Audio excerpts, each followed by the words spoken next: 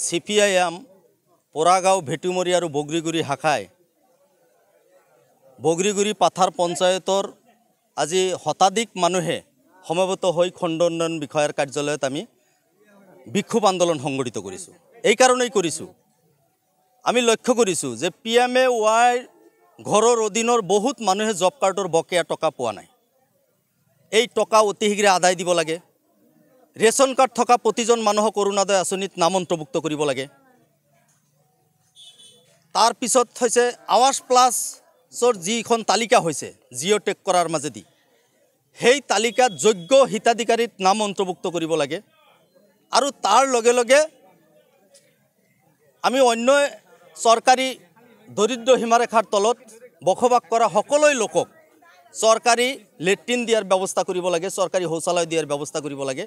এই দাবীকেইটাৰ ভিত্তিত আমি কি কৰিছোঁ, আজি গোবৰ্ধনা খণ্ড উন্নয়ন বিষয়াৰ কাৰ্যালয়ত আমি বিক্ষোভ আন্দোলন কৰিছোঁ। আমি লক্ষ্য কৰিছোঁ যে চৰকাৰে যেতিয়া ঘৰ দিছে মাত্ৰ 1,52,000 টকাৰ স্কিমত টকা বৰাদ্দ কৰিছে, কিন্তু এই টকাখিনি দি চৰকাৰী ঘৰ নহয়। মানুহে ঘৰ সম্পত্তি গৰু ছাগলী বিক্ৰী কৰি পেলাই চৰকাৰী ঘৰ সম্পূৰ্ণ কৰিছে। কৰাৰ পিছতো এই ঘৰৰ ফটো মৰাৰ নামত পঞ্চায়তৰ GPC আৰু JR আছে 500 পৰা 1000 টকাকৈ সংগ্ৰহ কৰিছে সাধাৰণ দুখীয়া মানুহৰ পৰা।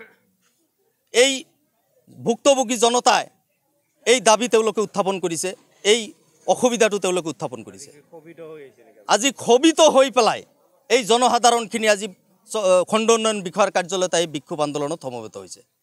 তাৰ লগে লগে আমি লক্ষ্য কৰিছোঁ যে দৰিদ্ৰ সীমাৰেখাৰ তলত বসবাস কৰা লোকসকলৰ কাৰণে চৰকাৰে যেতিয়া চৰকাৰী শৌচালয় আবণ্টন দিছে, এই চৰকাৰী শৌচালয় তালিকা কৰাৰ নামত মোৰ লগত পঞ্চায়তৰ কৰ্তৃপক্ষৰ লগত পঞ্চায়তৰ এজন কৰ্মচাৰীৰ লগত সম্পৰ্কটো ভাল, তাৰ কাৰণে মোৰ ঘৰত 4জন 5জনকৈ মানুহৰ নাম এই তালিকাত অন্তৰ্ভুক্ত হৈছে।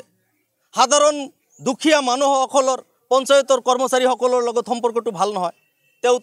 তেওঁলোকৰ লগত আহি মানে উঠা বহা কৰিব নোৱাৰে নিজৰ কাম বাদ দি পেলাই। সেইকাৰণে তেওঁৰ নামটো চৰকাৰী লেট্ৰিনৰ তালিকাত নাম অন্তৰ্ভুক্ত হোৱা নাই। আমি দাবী উত্থাপন কৰিছোঁ যে খণ্ড উন্নয়ন বিষয়াই আজি নিজে কৈছে যে আমি অতি শীঘ্ৰে জব কাৰ্ডৰ বকেয়া টকাখিনি আমি আদায় দিম। যদি জব কাৰ্ডৰ টকা চৰকাৰী লেট্ৰিন আৰু আৱাস প্লাছৰ যি তালিকা, এই তালিকাত যদি কোনো ধৰণৰ খেলিমেলি হয়, আমি কৈছোঁ যে 10 ছেপ্টেম্বৰৰ মোৰ তাতে একো মানে এনে ইনফৰমেশ্যন অহা নাই। আৰু মই যদি কোনোবা যদি লৈছে তেতিয়া আমি লিখিত পালে কিবা একশ্যন ল'বলৈ ল'ম আৰু কি।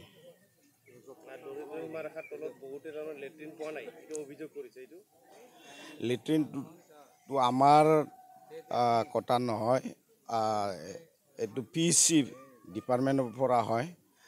আগত মানে অনলাইনত বহুত কিবা কৰিছিলে, আমি বহুত অনলাইনত কৰাটো কিবা ভেৰিফাই গাঁৱত ইনকুৱাৰী ইনস্পেকশ্যন কৰি পেলাই এতিয়া আমি ডিষ্ট্ৰিক্ট লেভেলত ছাবমিট দিছে।